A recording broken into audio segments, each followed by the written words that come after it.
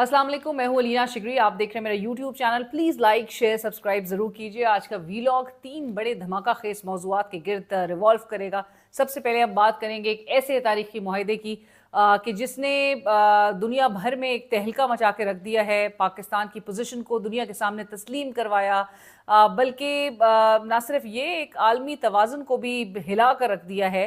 पाकिस्तान और सऊदी अरब का जो स्ट्रेटिजिक डिफेंस पैक्ट है, वो गेम चेंजर जिसने वाजे कर दिया कि 8 दहाइयों से जायद पर मुहित ताल्लुकात अब एक नए फैसला कुन दौर में दाखिल हो गए हैं। यही नहीं, इंटरनेशनल पब्लिकेशंस जैसे Reuters, financial times, Washington post, wall street journal, Bloomberg, सब ने इस मुआहदे को तारीखी, गेम चेंजर और मैसिव स्ट्रेटेजिक शिफ्ट करार दिया है। दुनिया भर में ये मुआहदा पाकिस्तान के लिए इज़्ज़त व वक़ार का बायस है। भारत में इस वक्त मातम बरपा है। वहाँ के मीडिया और पॉलिसी साज सख्त परेशान है कि ये पाकिस्तान किस तरह आलमी स्टेज पर खड़ा हो रहा है। वही भारत जो पाकिस्तान को आइसोलेट करना चाहता था, आज एक बार फिर अपना संदूर खुद मिठा बैठा है। धीर जायसवाल, उनकी जानिब से ये बात कही गई है कि we have seen reports of the signing of a strategic mutual defence pact between Saudi Arabia and Pakistan. The government was aware that this development, which formalizes a long-standing arrangement between the two countries, had been under consideration. We will study the implications of this development for our national security as well as for regional and global stability. The government remains committed to protecting India's national interests and ensuring comprehensive national security in all domains. So, Bharat की तरफ से ये बहरहाल एक उनका official response है। Cautiously वो respond इस चीज़ पे कर रहे हैं। लेकिन आपको ये भी बताएं कि ये जो मुआहिदा अमेरिका के ऊपर इन्हिसार को कम करता हुआ भी दिखाई देता है, और सऊदी समेत दीगर जो अरब ममालिक हैं वो अब मुतबादिल सिक्योरिटी फ्रेमवर्क की तरफ बढ़ रहे हैं। पाकिस्तान के वज़ीर आज़म को रॉयल प्रोटोकॉल दिया जाना, रेड कार्पेट बल्कि पर्पल कार्पेट का वेलकम, MBS का उन्हें रिसीव करना, बिल्कुल वैसे ही जैसे सऊदी वली मोहम्मद बिन सलमान उन्होंने अमरीकी सदर डोनाल्ड ट्रंप का इस्तकबाल किया था। अब जिस तरह से सऊदी अरब के साथ हमने ये डिफेंस पैक्ट साइन किया है, इसी की तरह हम आगे भी देखेंगे कि जो बायलैटरल डिफेंस कोऑपरेशन हैं वो दीगर और ममालिक के साथ भी नज़र आएगा कि पाकिस्तान की जो सबको, पाकिस्तान की पोजीशन, पाकिस्तान की सलाहियत, पाकिस्तान का स्किल सेट, वो सब का जो सब एतराफ़ भी कर रहे हैं, मुतरफ भी हैं, और जो मार्का हक के बाद जो हमने एक दुनिया भर को दिखा दिया कि हमारी पोजीशन क्या है, अपने से 5-6 गुना बड़े मुल्क को जो है वो हम अगर मैदान में ऐसे शिकस्त दे सकते हैं, और तो फिर तो पाकिस्तान को दुनिया की एक्नॉलेजमेंट जो है वो मिलना ज़रूरी थी। अगर एक मुल्क पर हमला होगा तो वो दोनों मुल्क पर हमला तसव्वुर होगा। इस पर भारत जो है वो बहुत ज़्यादा उस पर परेशान है, क्योंकि ज़ाहिर है पाकिस्तान जो है वो तो हमेशा से तस्लीम करता है कि किसी भी वक्त भारत जो है वो अपनी एक एनमिटी और एक अपना जो एक हॉस्टाइल रवैया है और जो उसकी तरफ से जो मिस एडवेंचर है उसको रूल आउट नहीं किया जा सकता। लिहाजा लेकिन अब उसको वो बहुत ही मोहतात होकर तभी वो कॉशियसली इस पूरे डेवलपमेंट को उस पर सोच विचार कर रहा है, सोच रहा है, उस पर रिस्पॉन्ड करने से भी कतरा रहा है। सो लेट्स सी कि किस तरह से आगे मामलात बढ़ते हैं, लेकिन उनके लिए ये चीज़ हजम करना भी बड़े मुश्किल है। आगे बढ़ते हैं पाकिस्तान के अंदरूनी महाज पर। साबिक वज़ीर आज़म इमरान खान साहब ने चीफ जस्टिस याया अफरीदी साहब को एक और ख़त लिखा है। इसे ख़त से ज़्यादा इंसाफ की दुहाई करार दिया जाए तो गलत ना होगा। इमरान खान साहब सुप्रीम कोर्ट से 31 किलोमीटर की दूरी से इंसाफ मांग रहे हैं। वो चीफ जस्टिस याया अफरीदी साहब से कह रहे हैं कि वो अपने हल्फ की पासदारी करें, ताकि आवाम को मालूम हो कि सुप्रीम कोर्ट इंसाफ का आखिरी ठिकाना है। मैं आपको सुप्रीम कोर्ट से सिर्फ 31 किलोमीटर की दूरी से ये ख़त लिख रहा हूँ, जहाँ के दरवाजे मुझे और मेरी अहलिया को इंसाफ देने के लिए 772 दिन से बंद हैं। मेरी अहलिया बुशरा बीबी निहायत सब्र व तहम्मुल से गैर इंसानी और ज़िल्लत आमेज़ सलूक बर्दाश्त कर रही हैं, और वो तन्हाई में कैद हैं, तिब्बी इलाज से महरूम, टीवी, किताबों या बाहर की दुनिया से राब्ते से दूर, ना ही उन्हें इलाज की सहूलत दी गई। पाकिस्तानी कानून ख़वातीन को ज़मानत के लिए खुसूसी रियायत देता है, लेकिन बुशरा बीबी के केस में ये उसूल मुअत्तल कर दिया गया है, सिर्फ इसलिए कि वो मेरी बीवी हैं। ये इस ख़त के ज़रिए एक बार फिर ये वाज़ेह किया है कि वो तमाम एलिमेंट्स, वो तमाम अनासिर इन तमाम इक़दामात से उन्हें तोड़ना चाहते हैं, लेकिन उन्हें उस ताकत का अंदाज़ा नहीं जो उनके ईमान से उन्हें मिलती है। अब सवाल ये है कि क्या इस मुल्क का मुनसिफ आला इंसाफ देगा या फिर एक और खत तारीख की फाइलों में दफन हो जाएगा। आज सरदार लतीफ़ खोसा साहब और सलमान सफदर साहब ने चीफ जस्टिस साहब से जाकर मुलाकात की। बकौल खोसा साहब के चीफ जस्टिस साहब ने तहरीरी तौर पर इमरान खान साहब की शिकायत जमा करने का बहरहाल कहा तो है। इससे पहले भी एक खत इमरान खान साहब ने चीफ जस्टिस साहब को, आपको याद होगा, लिखा था। तमाम दस्तावेजी शवाहिद, एविडेंसेस जो यूएसबी के फॉर्म में उन्होंने सारा जमा कराया, लेकिन चीफ जस्टिस साहब ने बहरहाल उसकी आपको याद होगा तारीफ भी की थी। लेकिन फिर क्या हुआ, उन्होंने वो खत आईनी बेंच की जाने बढ़ा दिया और बस फिर क्या होना था उसके बाद उस पर कोई एक्शन ही नहीं हुआ। तो सवाल ये है कि क्या ये सिर्फ आगे बढ़ाने की मशक है या वाकई इंसाफ फराम करने का वक्त आ गया है। चीफ जस्टिस साहब को ये ज़रूर अब खामोशी अपनी तोड़नी चाहिए और बताना चाहिए कि वो मुनसिफ आला है।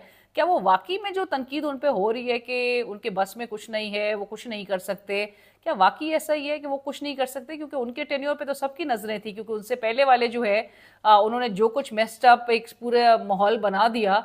उसके बाद तो याया अफरीदी साहब, ऑल्दो बहुत सारी तनकीद तो उन पे याया अफरीदी साहब पे भी चार्ज अस्यूम करने से पहले बहुत तनकीद की जा रही थी, लेकिन उनसे बहरहाल एक उम्मीद भी रखी जाती थी कि वो शायद उस लेवल पर जाके कोई मामलात को ना ले जाएं या ऐसी कोई हरकत ना करें। बट जो कुछ उनके भी अंडर हुआ है इंतहाई शर्मनाक है, माजरत के साथ। लेकिन वी रियली होप कि इंसाफ के सबसे आला मनसब पे बैठे हुए शख्स की जानिब से शायद इन तमाम जो मुल्क के अंदर के हालात हैं, जहाँ पे जजेस, सिटिंग जजेस जो हैं वो ख़त लिख लिख कर उनसे दरख्वास्त कर रहे हैं, उनको झंझोड़ने की कोशिश कर रहे हैं, उनकी ज़मीर को झंझोड़ने की कोशिश कर रहे हो, लेकिन बहरहाल अभी तक चीफ जस्टिस की खामोशी बरकरार है। There is no independence in the judiciary. And there is no hope chief left. Justice of Pakistan के हाथ में कुछ भी नहीं है। तो आज भी उनको एक खत गया है साबिक वजीर आजम का दूसरी दफा, उनके हाथ में कुछ वाकई कुछ नहीं है। उनके हाथ में क्या है? वो सुओ मोटो नहीं ले सकते हैं, वो फुल बेंच नहीं, फुल कोर्ट नहीं बैठा सकते। आपको याद होगा कि इस्लामाबाद हाई कोर्ट के जज जस्टिस तारिक महमूद जहांगीरी साहब को जुडिशल वर्क से रोका गया था अभी चंद दिनों कबल। बात मजीद आगे बढ़ी। जस्टिस जहांगीरी ने चीफ जस्टिस साहब की कोर्ट की मंगल की जो समाअत थी उसकी ऑडियो वीडियो रिकॉर्डिंग के हुसूल के लिए दरख्वास्त भी एक जमा कराई। जहांगीर जदून साहब ने रजिस्ट्रार इस्लामाबाद हाई कोर्ट को दरख्वास्त दायर की थी। मौक़िफ़ ये अपनाया गया था कि जो मीडिया पर बड़े पैमाने पर जस्टिस जहांगीरी केस रिपोर्ट हुआ और रिपोर्ट ये हुआ कि चीफ जस्टिस साहब ने वकला को कहा कि अभी मैं कोई ऑर्डर पास नहीं कर रहा, लेकिन समाअत ख़त्म होने के बाद मालूम हुआ कि जस्टिस जहांगीरी साहब को तो काम करने से ही रोक दिया। सो दरख्वास्त में यही एक प्ली जो है वो अडॉप्ट की गई थी कि 16 सितंबर दिन 1 बजे कोर्ट नंबर 1 की ऑडियो वीडियो रिकॉर्डिंग जो है वो दी जाए। ये क्या बता रहा है हमें? तो मैं साथ साथ आपको खबर देती चलूँ। खबर ये है कि जस्टिस जहांगीरी साहब पर फुल टाइम दबाव डाला जा रहा है कि वो फौरी तौर पे दूसरी साइड पर आ जाए। जराए कहते हैं कि 2-3 बड़े बड़े नाम ऐसे हैं जिन्होंने जाके जस्टिस जहांगीरी साहब से मुलाकात की और उनको बोला कि देखें, आप हमारे साथ दें, आप हमारे साथ हो जाए तो आपको कुछ नहीं कहा जाएगा, कोई मुश्किलात आपके सामने नहीं खड़ी की जाएंगी, आपने सिर्फ और सिर्फ हमारे साथ हो जाना है। आपने दूसरी साइड अगर आप ज्वाइन कर लेते हैं तो आपके लिए मामलात बड़े स्मूथ बना दिए जाएंगे। और इसके लिए बाकायदा तौर पे उन 2 से 3 अशखास की जो और अफराद की जो जिक्र किया जा रहा है, बड़े बड़े नाम हैं, बड़े बड़े ओहदों पर फाइज हैं। उनमें एक मैं आपको इशारा ज़रूर देती हूँ कि एक तो इसी फ्रेटर्निटी से जिनका ताल्लुक़ है, इसी बैकग्राउंड से जिनका ताल्लुक़ है, और इस वक्त एक वज़ीर भी हैं, वफाकी वज़ीर हैं वो। सो उन तक ने जाके जैसे जहांगीरी साहब को ये कहा और ये पैगाम बाकायदा तौर पे पहुंचाया गया कि आपको कुछ नहीं कहा जाएगा कि अगर आप दूसरी साइड पे आ जाए और आप इतना ये सख्त एक मौक़िफ़ अपनाना बंद कर दीजिए। बजाय इसके कि दूसरी साइड ज्वाइन करते, वो उल्टा डट गए हैं, वो अपने मौक़िफ़ पे कायम है। वो इस वक्त बिल्कुल एक अपराइट, क्योंकि एक जज हो तो वो कभी किसी दबाव में नहीं आता, जिसको अपने काम पर कॉन्फिडेंस हो, जिसको अपनी ज़ाहिर है अपनी प्रोफाइल जिसका पता हो, वो कभी भी ऐसे कोई हरबे इस्तेमाल नहीं करता, वो कभी भी टेम्प्ट नहीं होता किसी भी इंसेंटिव से, किसी भी मैनिपुलेशन की जद में नहीं आता, ज़ाहिर है। और ऐसे लोग, वो एग्जांपल भी यही कोट की जाती है ना हमारे माशरे में कि जिनकी फ़ाइल मोटी होगी, जिनके हवाले से केसेस ज़्यादा होंगे, वो सबसे ज़्यादा पसंद होंगे, क्योंकि उनको हायर करके, उनको अपने काम के लिए इस्तेमाल करके फिर उनको कहीं ना कहीं वो जब मैनिपुलेशन स्टार्ट होती है, जब कहीं ना कहीं उनका मकसद पूरा हो जाता है, तो फिर वही फाइलें उनके खिलाफ इस्तेमाल हो रही होती हैं जो उनसे मुतालिक आपके पास मौजूद होती है। सो जिनकी फाइलें नहीं है, जिनकी प्रोफाइल्स बिल्कुल क्लियर है, वो जाहिर है वो कभी इस कैटेगरी में फॉल ही नहीं करते और वो हमेशा अपने मौक़िफ़ पे कायम होते हैं। They're always on the right side of history. और ऐसे लोगों को आप बिल्कुल मोल्ड नहीं कर सकते, ऐसे लोगों को आप बिल्कुल टेम्प्ट नहीं कर सकते। आप जितने भी ल्यूक्रेटिव पोजिशंस, पोस्ट की से टेम्प्ट करने की कोशिश करें, ऐसे ये अपराइट ऑफिसर्स है, ये अपराइट पब्लिक ऑफिस होल्डर्स है, ये कभी भी इस कौम को या इस मुल्क को जो है वो डिसीव नहीं करेंगे। एक नामवर साबिक जज जिन्होंने अपने इस्तीफे के वक्त इस निज़ाम की घुटन पर सवाल उठाया था, और उन्होंने इस्तीफ़ा भी तब दिया था जब इलेक्शंस में महज सिर्फ 5-6 दिन रह गए थे। ये लाहौर हाई कोर्ट के उस वक्त जज थे, जस्टिस शाहिद जमील खान साहब, जिन्होंने बार बार इस बात पे सवाल उठाया था कि उनके जो डिसीशंस हैं उन पर अमल दरामद नहीं हो रहा, डिले हो रहा है उनके डिसीशंस पे अमल दरामद के हवाले से, और उनके डिसीशंस को मुअत्तल कर दिया जाता है। और कोई और नहीं, वो कहते थे कि कोई एक्सटर्नल प्रेशर नहीं था, इंटरनली जो लोग उनके साथ बैठ के गपशप लगाते थे वही उनके खिलाफ जो है और उनके आगे ऑब्स्टिकल्स क्रिएट करते थे।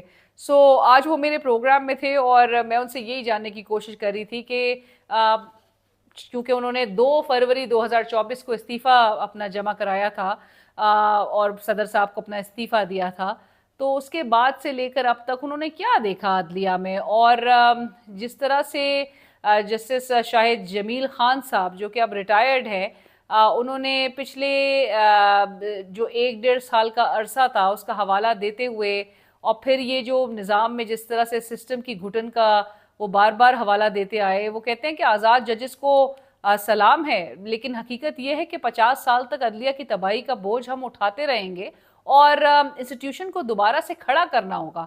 अब ये अल्फाज सिर्फ एक जज साहब के नहीं है बल्कि एक पूरे निज़ाम की चीख है। सवाल ये है कि क्या हम इतनी तबाही के बाद भी एक नई अदलिया तामीर कर सकेंगे।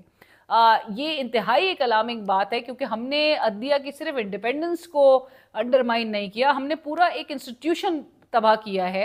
यही तमाम अपनी लेजिस्लेशंस और अपने मर्जी के फैसले, मर्जी के बेंचेस, मर्जी के जजेस लगाकर, और इससे हमने इतना नुकसान पहुंचाया है एक इंस्टीट्यूशन को, एक इदारे को, कि आपका जो अवाम का जिन इदारों पे ट्रस्ट होता है, वो ट्रस्ट को ठेस पहुंचाया है। वो ट्रस्ट वंस जब टूटता है तो फिर वो रीगेन नहीं होता। उसके लिए आपको, अब जो जस्टिस शाहिद जमील खान साहब भी कह रहे हैं कि वो इदारा जो है वो आप उसकी क्रेडिबिलिटी को आप रिस्टोर करना छोड़ दीजिए, आप बहुत दूर चली गई है वो बात। अब आपने एक इदारा को दोबारा खड़ा करना है जिसके लिए दिहाइयाँ लग जाती है इदारे बनाते बनाते, इदारे को खड़े करते करते। सो आपने एक इदारा तबाह किया और 50 ईयर्स तक का अगर उसका एक इम्पैक्ट चलेगा उस इंस्टीट्यूशन के लिहाज से, आपने 50 साल तक अगर अदलिया की तबाही का बोझ जो है वो उठाने का प्लान कर दिया है, तो ये फिर मेरे ख्याल से ये मेजर्स अब इनको 50 साल से भी फ़र्क नहीं पड़ेगा, ये मेजर्स अब यहाँ पे भी रुकेंगे नहीं। अब और भी मज़ीद वर्स्ट चीज़ें जो ब्लेटेंटली की जा रही हैं वो इसी तरह के सिलसिला हमें नजर आएगा। आप तहरीक तहफ़्फ़ुज़ आईन पाकिस्तान का प्लेटफॉर्म ज्वाइन करने जा रहे हैं, can you confirm this sir, ये ऐसा होने जा रहा है? मैं इस वक्त इस पोजीशन में नहीं हूँ कि मैं कंफर्म कर सकूँ, लेकिन कोई इस तरह की गुफ्तगू ज़रूर हुई है। मुझे नहीं पता कि मीडिया तक ये बात कैसे पहुंच गई। वो साहब जिन्होंने ट्वीट किया, going forward we will see you as part of probably लेकिन अभी मुझे this not confirmed। Please allow me to ask you कि डू यू आल्सो फील कि ये प्लेटफॉर्म जो है वो किसी एक पोटेंट फॉर्म में हमें नजर आएगा? देखें, प्लेटफॉर्म में जो एग्जिस्टिंग पॉलिटिकल पार्टीज हैं, मुझे तो बेसिक उनकी आइडियोलॉजी से ही मैं मुतफिक नहीं हूँ। इन पॉलिटिकल पार्टीज का तो मैं कभी हिस्सा नहीं मान सकता ना। तो दिस इज अ फोरम जो तहरीक तहफ़्फ़ुज़ आइन जिसको आप कह रहे हैं, कॉन्स्टिट्यूशन, और जो कॉन्स्टिट्यूशन को हमने पहले दिन से 1947 से जो कुछ उसके साथ हम तजर्बात कर रहे हैं, और आगे भी मुझे उम्मीद है कि ऐसा ही कुछ होने वाला है। तो मेरा ख्याल है, इसलिए मैं ये सोच रहा हूँ, I am not yet finalised है इस किस्म के प्लेटफॉर्म आज के इन टाइम्स में कुछ एक कोई डिफरेंस क्रिएट कर सकते हैं कोई एक? देखें, डिफरेंस ओपिनियन मेकिंग है ना। मैं कहता हूँ तब्दीली सड़क पे पत्थर मार के गाड़ियों के शीशे तोड़ के नहीं आती, तब्दीली आपके दिमाग में आती है सबसे पहले। पाकिस्तान के लिए ये वक्त है कि वो ना सिर्फ दुनिया के साथ खड़ा हो बल्कि अपने ही अवाम के लिए इंसाफ और सच्चाई के साथ भी खड़ा हो, वरना दुनिया की तालियां बजती रहेंगी और घर के अंदर सन्नाटा फैलता जाएगा। मेरे चैनल को जरूर सब्सक्राइब कीजिए, फीडबैक सजेशन जरूर आगाह कीजिए।